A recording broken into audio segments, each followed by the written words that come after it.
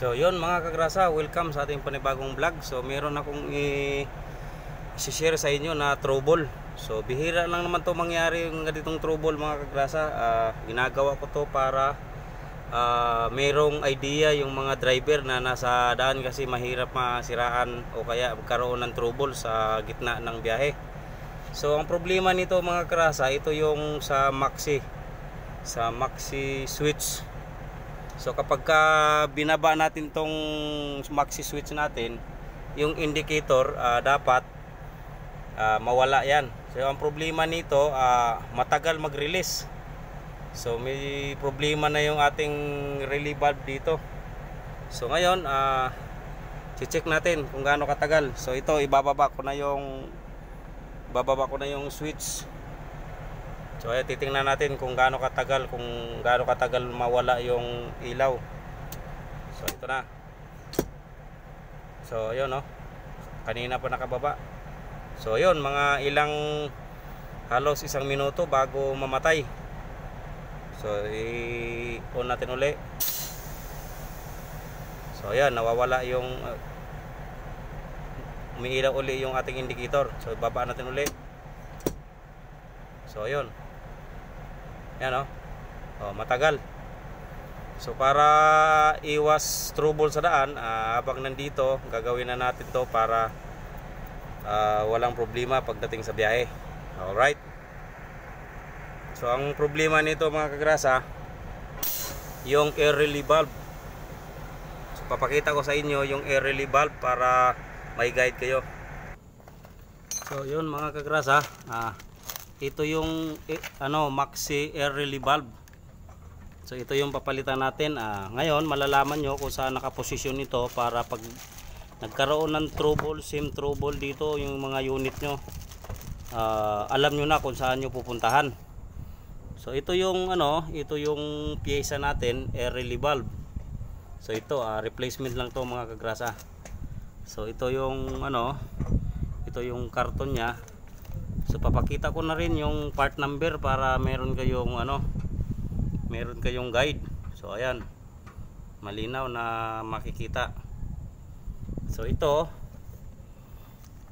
yung dito magre-release ng hangin kapag nag on off tayo ng maxi switch. So ito yung papalitan natin. So ito palang unit na ito mga kagrasa ay isang Hino 700. So dito binabaklas na ni Kong Koi's Mix Vlog. All right. Yan. Anong balita diyan, pre? Lag. 'Yon mga kagrasa. So dito yung position mga kagrasa. Ayan, nakikita mo yung mga na yan, yung relay na yan.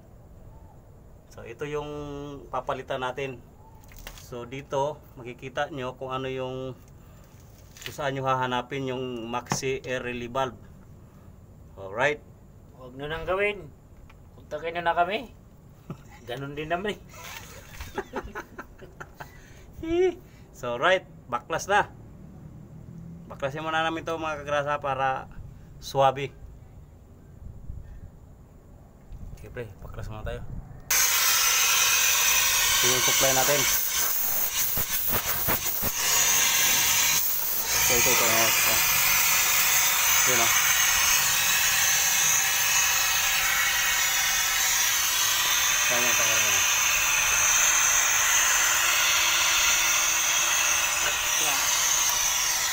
Okay.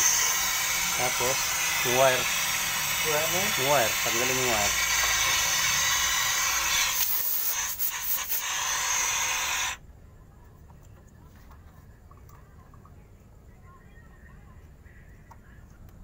So yun mga kagrasa, natanggal na natin yung luma. So ito na yung luma. So kasama na yung mga fittings. So ito na yung bago na papalit natin. So gagawin natin, ililipat lang natin itong mga fittings. So siguraduhin nyo lang na tama yung posisyon ng mga fittings natin para pag kinabit natin dito sa may mga linya ng hose, hindi mahihirapan. At saka kung hindi nyo kabisado mga kagrasa, kailangan lagyan nyo ng tanda para sigurado. So sa amin hindi na kailangan tandaan yan. Kabisado naman ni Kongkoy's Mix Vlog yan. Wala yan, dali lang tandaan yan. Madali lang yan mga kagrasa, basta 1+1 lang yan. So ito ililipat na muna namin para magiging okay na. Ayan mga kagrasa, tandaan nyo lang yung mga fittings. Pag tinanggal nyo, kabit nyo rin. Kabit nyo rin ulit, siyempre. Oo, isa-isahin nyo na lang yung Isa-isahin nyo lang yung pagkabit para hindi kayo mahihirapan. Diba? Ayan si Eddie Mechanic, madulas pa sa ukra yan. ayan na. Ano? Okay yun. Okay kayo, ayan. Isa-isahin nyo yung mga kagrasa. Pag hindi nyo na kaya, tawagan nyo na kami. ayan. Di ba? Tandaan nyo lang yan. Bawat position halimbawa 69 man yan. Position pa rin yan. Ganyan. Ito. Ayan, tanggal na naman mga kagrasa. Ayan. Kasi ililipat na lang lahat ng fittings niyan. Lagyan na lang, lagyan na lang silicone. Kahit tiplon, pwede tiplon dyan.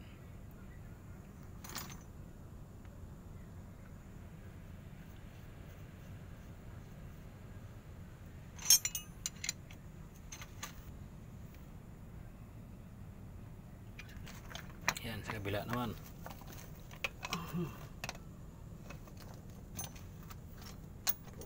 Sabit. Pihit natin ng konti. Sumabit daw mga kagrasa, sumabit. Ha? Ganun lang, ganun lang yung diskarte.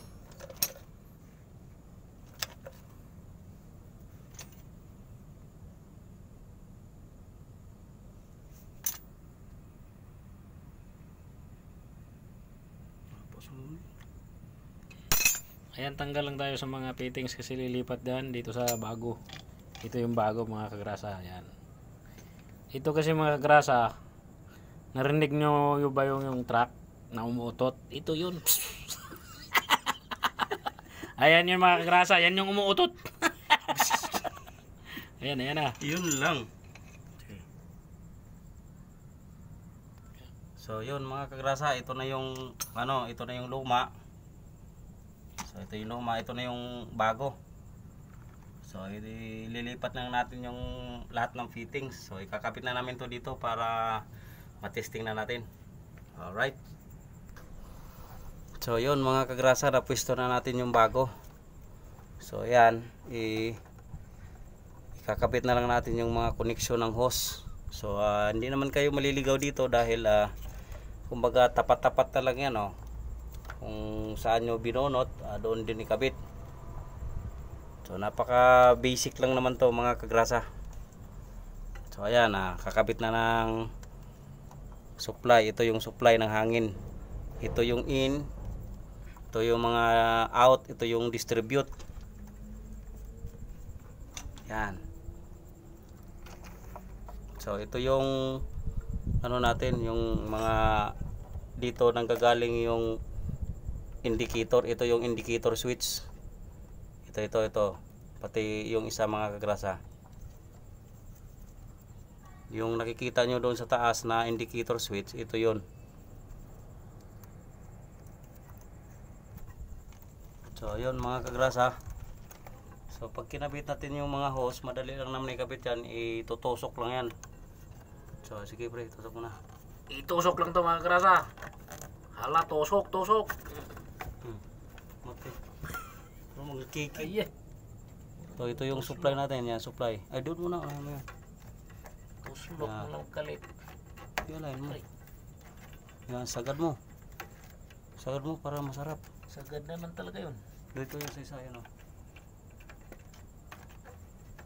Bisa mga kagrasa yan.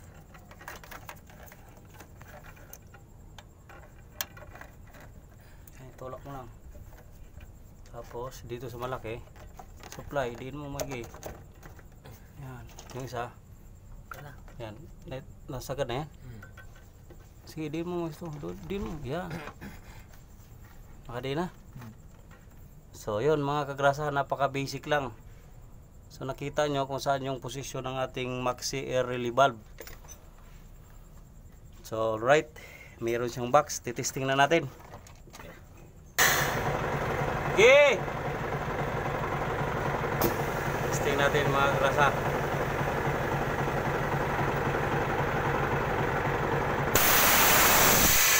Yun, ayos, ali. So ganun lang mga kagrasa, napakasimple lang. Sana meron kayong natutunan. Huwag kalimutang mag-like, subscribe, hit the bell para susunod kong video updated kayo mga kagrasa. Alright, thank you for watching mga kagrasa. So ayun mga kagrasa, maatras na yung ating ginawa. So sana huwag niyong kalimutang mag-like, subscribe, hit the bell. Alright, shout out pala kay WGL Official, kay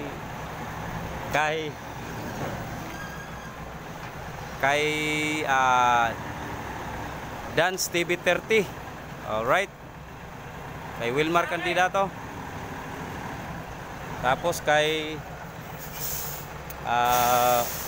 Arnold Francia, maraming salamat sa suporta. Tapos kay Orlando Musgida Jr., shout out. Dan Mechanic Vlogs, saka kay Alvin Aurea. Alright mga kagrasa, God bless, maraming salamat.